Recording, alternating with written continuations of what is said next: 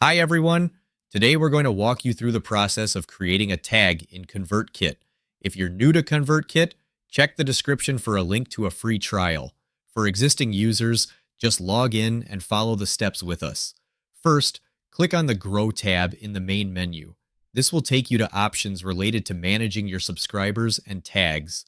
Next, select Subscribers. This will open a list of all your subscribers. Scroll down to the bottom of the page and you will see an option that says Create a Tag. Click on this option to start creating a new tag. In the prompt that appears, enter a name for your tag.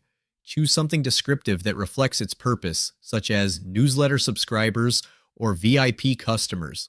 Once you've created your tag, you can attach it to any specific subscriber to help organize your audience better. Now go back to the top of the page and click on Grow again. Then select Subscribers. Choose the subscriber you want to tag from the list.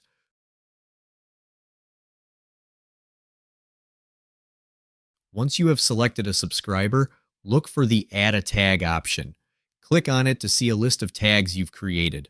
Select the tag you want to attach to the subscriber.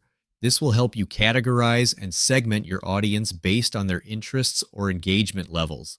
Finally, click on the Update Subscriber button to save your changes. That's it. You've successfully added a tag to your subscriber, helping you manage and target your email communications more effectively. I hope you found this helpful. Before we finish, I want to invite you to a free training webinar where you can learn how to earn high-ticket commissions while growing your email list at the same time. It's completely free, so be sure to grab your spot by clicking the link in the description below. Thanks for watching.